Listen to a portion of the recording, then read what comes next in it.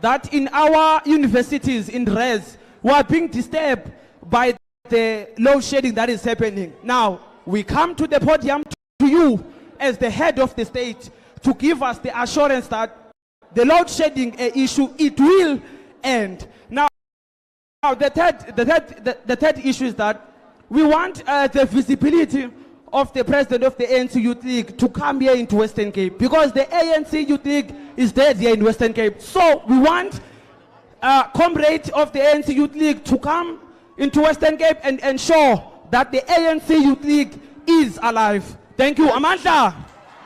Comrades, thank you very much. We did not listen, comrades. We did not hear the voices of other comrades, our colored comrades.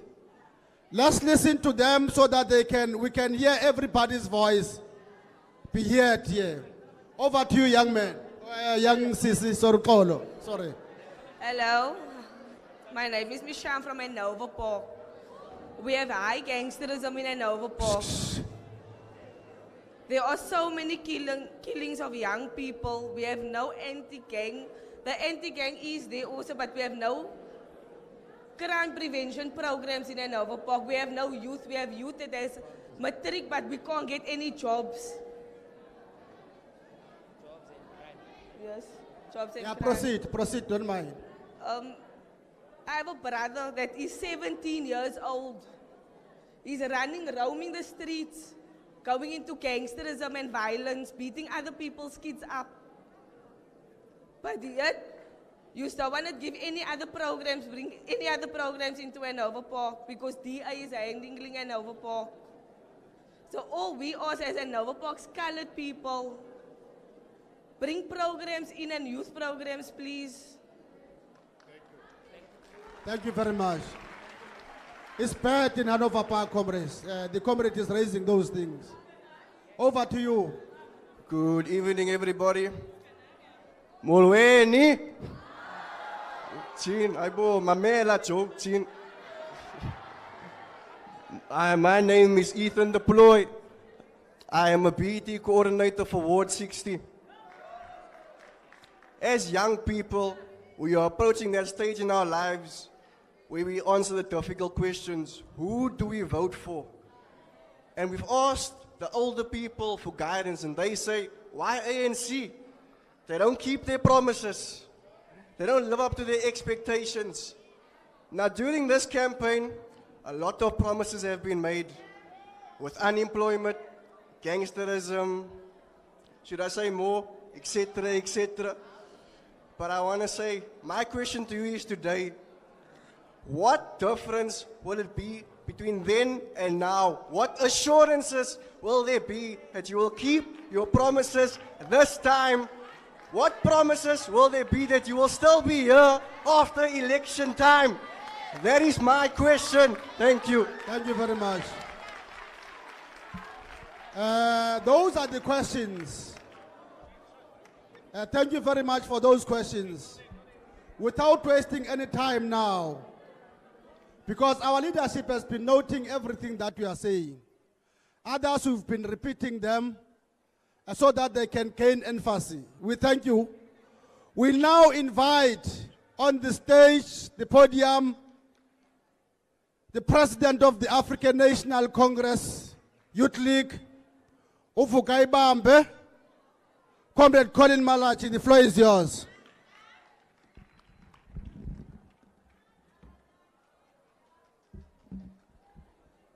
Thank you very much, Program Director. Amanja. Thank you very much, Program Director. To the President, we know very well, President, that you've been working very hard this whole week in the Western Cape, collecting all the issues. We're requested here today to just address the youth on few issues. When we were elected, we made a commitment that will hold the ANC-led government accountable. On top of our agenda was the issue of youth unemployment, and we've declared the crisis. And everyone here, almost all the speakers, they're complaining about one thing which is youth unemployment, crime, poverty, gender-based violence, gangsterism, and many other issues, including NEFSAS. We made a call, President, at which it was responded to. We said, as part of the urgent intervention, we request the Minister of Employment to avail resources to reskill the youth to respond to the economic demands of their own area. You made a pronouncement, President, as a response to that, because since you've arrived in office, it's very important that we also highlight to the youth that all the pronouncements the Youth League has made, most of them, the President responded to them. One of the issues is that the President has set aside 21 billion for skills development that will assist close to 2 million young people as one of the intervention. The second one that we mentioned when we arrived in office, we said, President, the youth and the students are complaining about the corruption at NEFSAS. That NEFSAS is not giving them the stipends on time. People who are not supposed to benefit are benefiting. Those who are supposed to benefit are not benefiting. We called upon the minister when we arrived and said, the minister, dissolve the board of NEFSAS and put an administrator in place to assist the process. The President listened again. As we speak now, the board of NEFSAS is dissolved. There is an administrator in place to resolve the issue of corruption at NEFSAS. Now, I felt that I must make these examples. We also spoke about that it's unacceptable, President, that we have got unemployed doctors. When there's too many clinics, there's too many hospitals that have got shortages of doctors. Even after that, if you have been analyzing those who are medical doctors, posts were advertised everywhere for doctors to apply and be employed to be placed in different hospitals. But we said more must be done. We came with solutions of unemployment. We said to the President, we're a country that is rich of raw materials. Now these raw materials can be exported as raw as they are to go and create employment for Europeans who have no raw materials while Africans are unemployed. We said that, President, put export quotas. Not more than 70% of raw materials must leave this country. These raw materials must remain in this country to revive industries, to create employment and business opportunities for the youth, because these are raw materials that are given to them by God to resolve their socio-economic problems. If you have listened to the President in most of his address, he agrees with the Youth League that export quotas are urgent to resolve problems because the raw materials must remain here to resolve the problems of the youth. Another issue that must be addressed, especially here in the Western Cape. In the Western Cape, is two countries in one. It's a province of the rich and a province of the extreme poor. If you go to Cape Town, you'll think you're in Europe. But when you come to Langa and Khayelitsha, you see face of apartheid. Now, that is caused when a wrong government is given power to govern. A Western Cape is governed by a national party that camouflages as the DA. It's a government that only serves the minorities only. It's a government that divides our people, that reverses the gains of freedom. It's a government that divides people according to their colors, whether you are colored, black, or white. It is not a government that unites our people. And I felt that I must make this point because the ANC is the only political party that has a clear agenda of nation building. That's why even today, when we had our press briefing as the Youth League, we spoke against tribalism. I know in some areas might have been misquoted, but we said that the ANC will not participate in any way to mobilize people according to tribal ways, the way IFP is doing and MK is doing. Because the ANC's role is to unite people behind one nation, which is South Africa.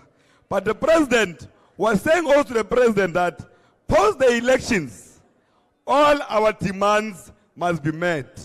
Because the youth of the country will go out in numbers to vote for the ANC because it's the only political party that they believe will resolve their problems. But if that is not resolved, President, the youth here, led by myself, I will mobilize them to the union building to demand that the promises that are made, if they're not implemented, we are going to camp there at the union building until all our demands are met. But we believe that we have a listening president. That's why we're saying that the ANC must be given second term under his leadership. We've seen that after the Nkandla corruption collapsed, we've seen that SARS is doing very well. We've seen that ESCOM is improving. We've seen that Transnet is improving. Because all those state entities, most of them were collapsed by criminal elements that are camping in Nkandla. When we delivered the renewal projects, most of these criminal elements left, and we saw the improvement of state-owned entities. And that we must acknowledge, President, because it's a commitment that we've made that when you come to office, you will fight against corruption and clean out all the rot and make sure that even the energy security is resolved. As we are seated here, we have lights here pumped by ESCOM. Few months ago, we had a strong load shedding.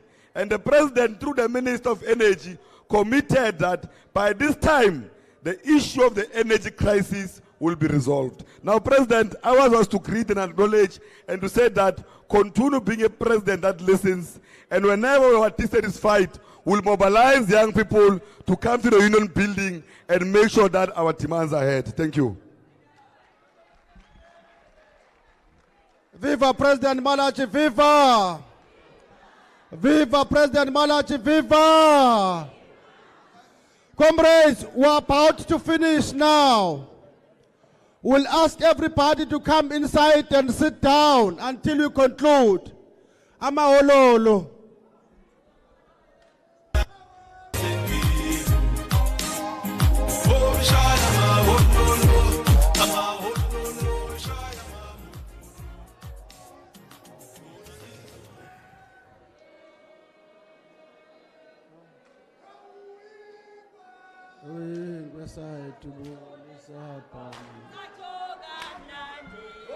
Sajoga mnandi, sajoga mnandi, Ramaphosa uyingwe, Ramaphosa uyingwe, satubulisa pam, sajoga mnandi, sajoga mnandi, sajonda kola, esatu papa papa papa.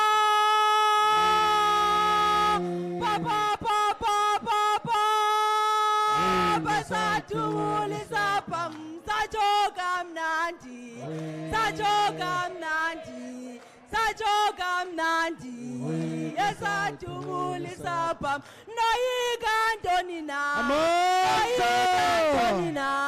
nina esatubulisa pam, sajoga mnandi. Miss Kanipolo Mike leo.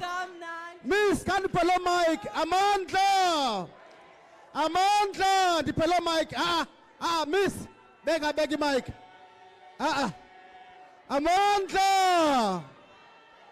Amandla. Come on.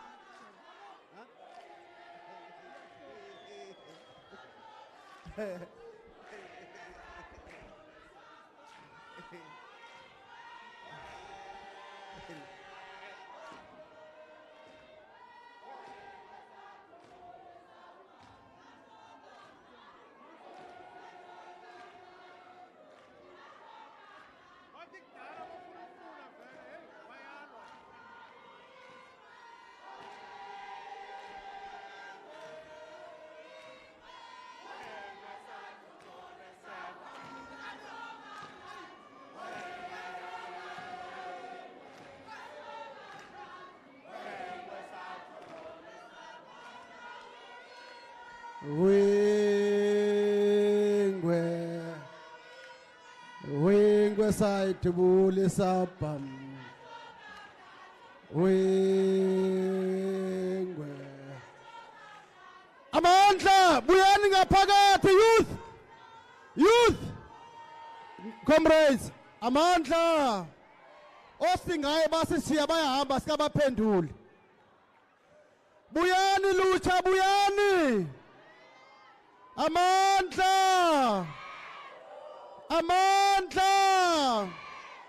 ayihlale phansi bamba umthetho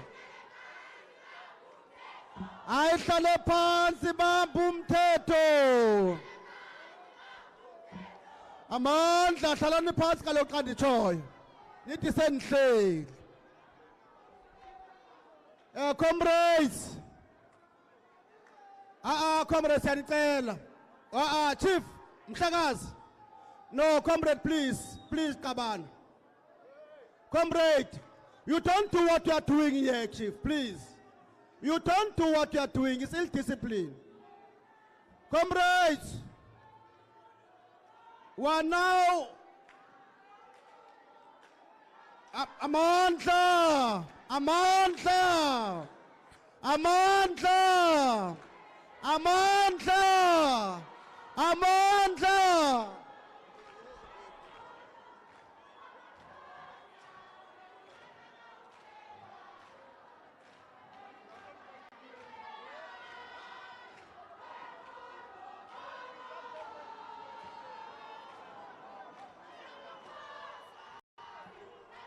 Ufela re tsamaya le wena we molo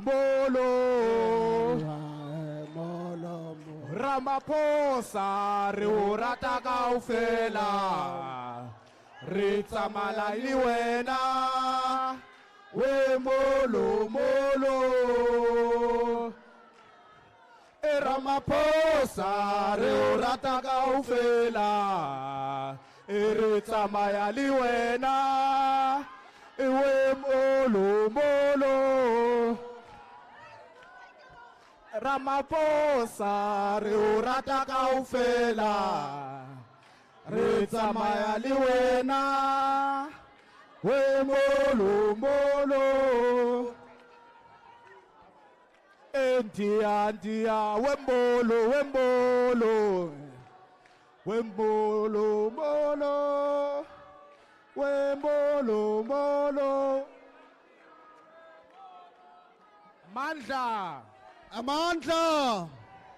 amandla ayihlale phansi bamba umthetho. Comrades, let us allow the process to proceed. Emveni koko sizawucula enough. Time is against us. Abanye funeka babheke ezikolweni ngomso. They must go back to school. Comrades, let us invite eldership, please. Let us invite on the stage one of our own, a homegrown maid, the chairperson of the African National Congress in the Western Cape, Comrade Vuiso Chalisisu as a Parliamentary President. Viva Chalisisu, viva! Viva Comrade Cheche, viva! Amandla! Ngena ANC, ngena! Ngena ANC, ngena! Pata ANC, pata! Ngena Ramaphosa, ngena! First ballot paper, vote ANC! First ballot paper! Second ballot paper! Second ballot paper! Third ballot paper! Third ballot paper! Booyah Western Cape, booyah! Booyah Western Cape, booyah! Amandla! Comrades, I'm not going to say anything. Tonight is the date between the president and first-time voters. So it's a date between you two. So let me invite President to come and address you. He has heard you. President.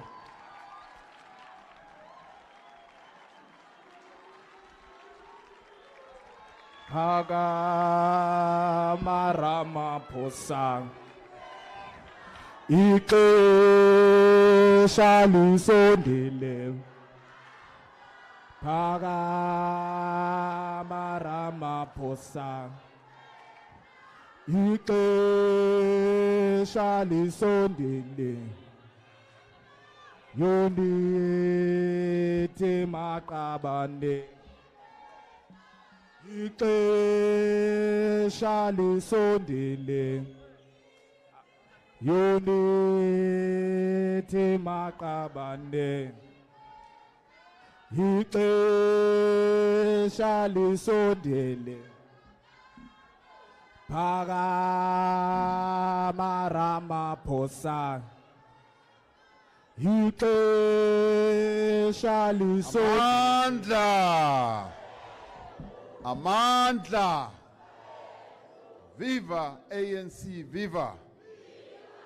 Roar, young lions, roar. Roar, young lions, roar.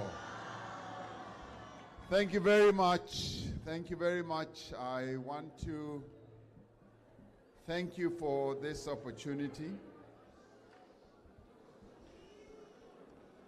I will keep quiet until I will stop talking until you finish what you're doing. Once you're finished, then I will speak. I'm waiting for those others to finish their conference, and then I will carry on.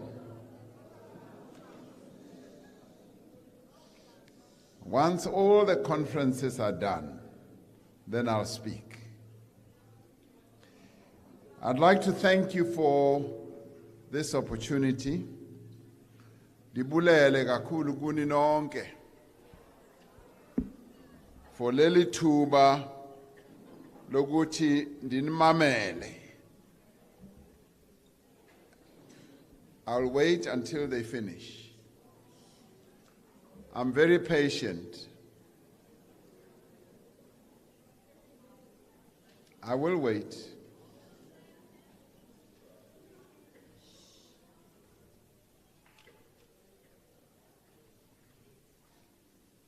I listened very carefully and I took copious notes of everything that you said.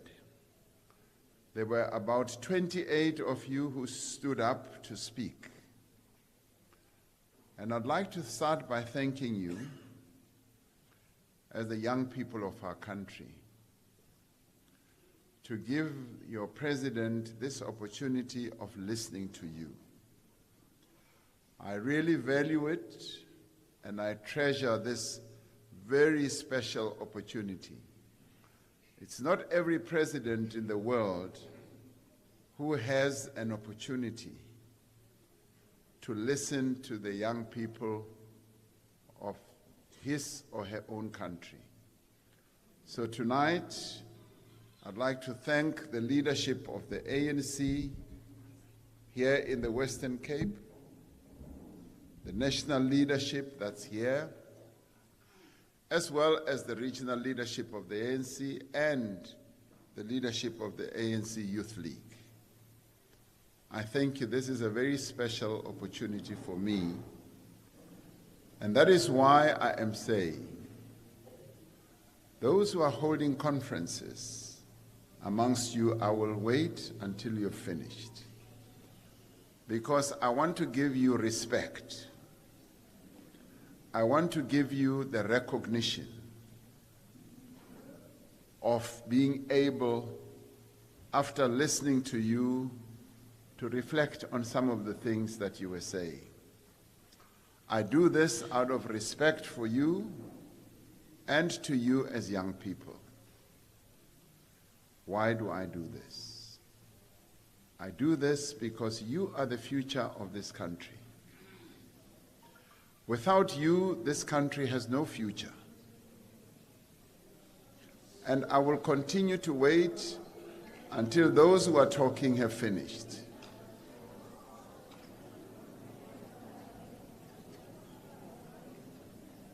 Xa nigqibile nizandixelela.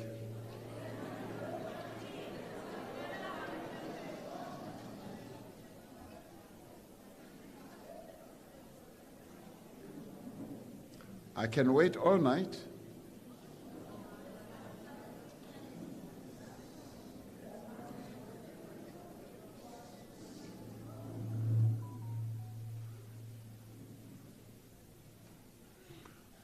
You see, as many of you were respectfully coming to your the microphones, I couldn't hear what everybody was saying because there was a lot of noise.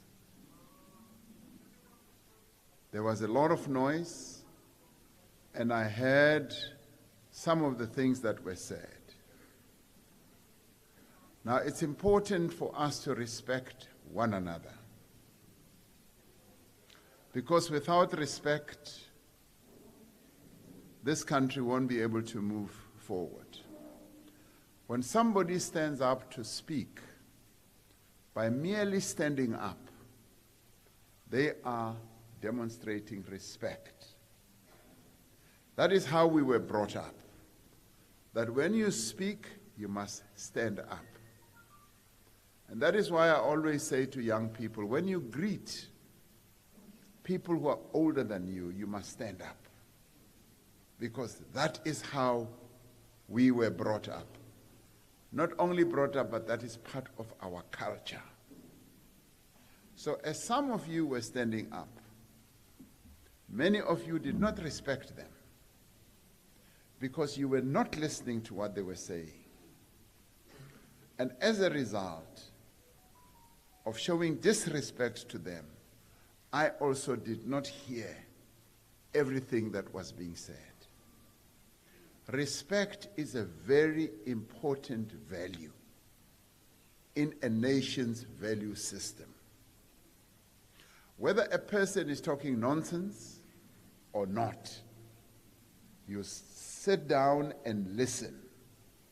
And after doing so, you then can respond. I want to inculcate this in your consciousness, in your heads. Because as you grow up to be the leaders of this nation, it is important that you remember this important value. I respected you all by sitting down and listening very carefully to everything that you were saying. And I wrote down everything that I could hear. And it is for this reason that I will respond to those things that I heard. And once again, I do this out of respect, because when you stand up as a young person, as a future leader of this country, I take it that even as you raise a complaint, you are making a proposal. And it's a proposal that I must heed. You don't have to come to the union buildings to come and sleep there, as your president was saying. He says he will organize you all. So my response to him, I said, I welcome that, because you will be safeguarding the union buildings if you ever do that. But putting that aside, many of you spoke about youth unemployment. And I want to appreciate your frustrations. I want to appreciate sometimes your anger, and I want to appreciate your hopelessness when it comes to youth unemployment. But I also want to say to you, this government is serious about addressing youth unemployment. We have identified jobs. And I want you to divide this period into maybe two. What are we going to do about youth unemployment, and what have we been doing in the recent period about youth unemployment? In our manifesto, we identified 6 things. Top of the list is unemployment, jobs. We have realized that jobs and jobs and jobs and jobs is the critical issue that is affecting the people of this country. And let me be clear, the majority of people who are not working are young people. But at the same time, there are many people 35 and above who are also not working. So we're focusing on both groups, and not only solely on young people, much as our focus is there, but we also say older people as well. So as we move to the next 5 years, we say we are going to be doing a whole number of things. Some of you say promises, promises, promises, promises. What have you done? It's a good question to pose. It's a good question to pose, but it must be based on real information, on evidence. What is the evidence? When we got into power in 1994, there were only 8 million people who were working in South Africa. Only 8 in the formal economy. Today, there are 16.7 million people who are working, meaning that we have created 8.7 million jobs in this country over the period. So you know, creating a job, one job, full-time job for a long period costs quite a lot of money. And our reliance on creating jobs is largely on the private sector. The private sector controls 70% of our economy, and the government controls 30%. So the majority of jobs will be created by the private sector, whilst the public sector will also play its own role in creating jobs. While the private sector creates these jobs, it is actually enabled to do so by the public sector and by the government. We create that environment for them to create jobs. We are the ones who mobilize the world, the country, to invest in our economy. And we do take responsibility for that as well. So having created this 8.7 million jobs, we do believe that we can do more. We have the experience. We have the knowledge. And during COVID, we lost 2 million jobs because of COVID. An event that was unexpected, that affected the whole world. Many companies closed. Many people lost their jobs. We have regained the jobs that we lost, and we created even slightly more jobs. Our economy is small. To have created 2 million jobs in a short space of 2 years is a phenomenal achievement for our economy. And those jobs are back. But we know to meet your aspirations, we have to create more jobs. And we've got to create them fast. So our jobs plan talks about creating 5 million jobs in the next 5 years. To create a million jobs a year is a huge achievement. Our economy over the years has only managed to create, even when we were growing at 5%, we only managed to create 600 or 700,000 jobs. That's what we were able to create. But now we are going to create 1 million jobs a year to get to that point. But put that aside. Put that aside. What else are we going to do? We are going to train young people. We are deploying, as the president of the Youth League was saying, 21 billion rand to train young people yourselves.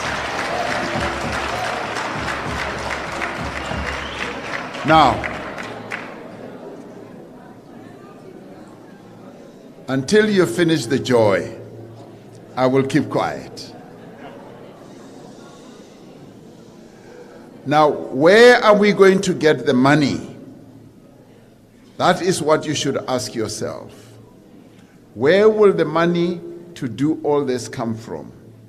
To train more than 2 million young people.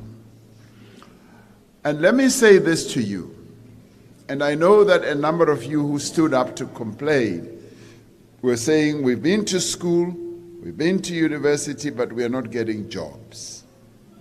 And that, in large measure, is true. What has tended to happen, and many of you can bear testimony to this, what has tended to happen in our country is that we have focused, and a few of you stood up to say so, we have focused our education beyond high school on young people going to universities. That has been like the Holy Grail. Even as I grew up, when I finished my matric, I wanted to go to university. Successful economies around the world have focused on getting young people to learn skills that are needed by their economy. They've learned the real hard skills that the economy needs. And we are beginning to see that shift happening. Because where young people or people have learned skills that are needed by their economy, they are able to find jobs. Because the economy, as it grows, and we are expecting our economy to grow at a higher level than what it is doing now, they are able to find jobs. And I'll talk in a little while about where we want to take this economy. Because we want to take it to another level, new industries that are going to require new skills, that are going to require you not so much to go to university, but to go to colleges, to go to our TVET colleges. I had the privilege today to go into the family of a lady who has 2 daughters. These 2 daughters stopped going, they finished their matric, then they went to college. And they didn't really have the money to finish. But what were they learning? One was learning to be an electrician. The other was learning to be a plumber. And she said, all I need now is to go to trade test school. And once I'm in a trade test school, I know that once I'm an artisan, I'll get a job. The other one said, once I'm an electrician, I know I will get a job.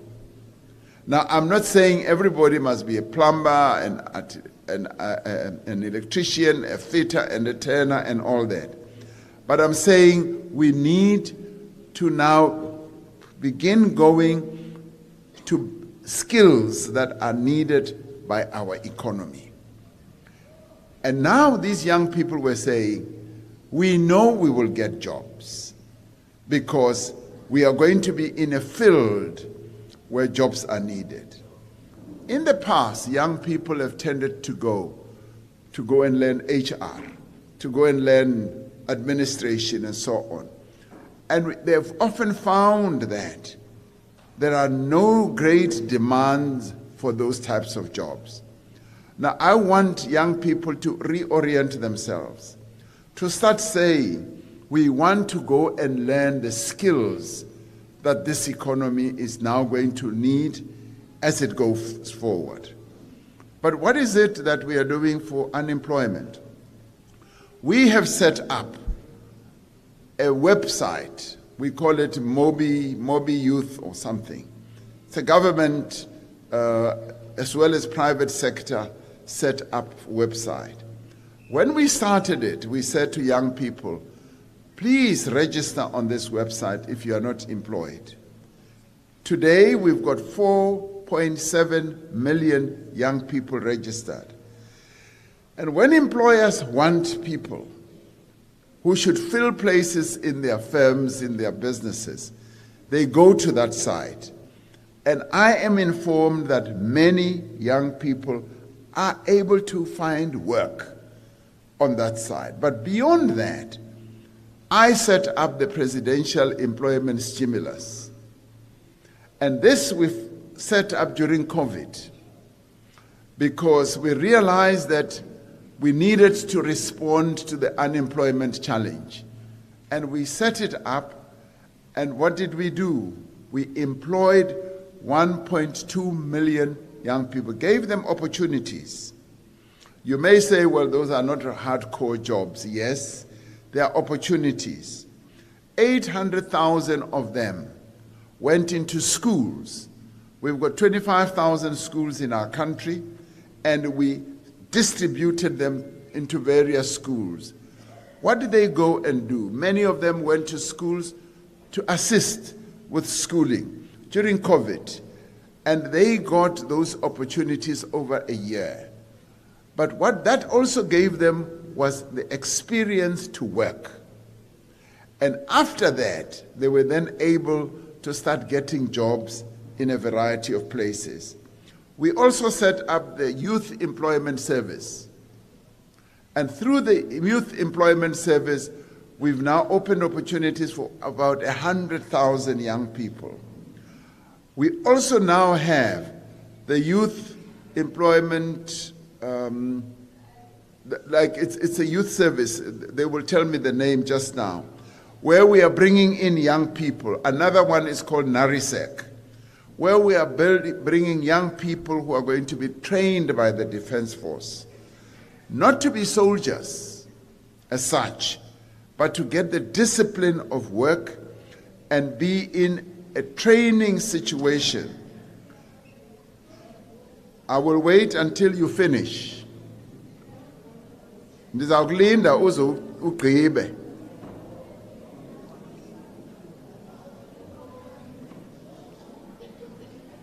I'm going to wait until ugqibe wena bhuti. I will wait for you.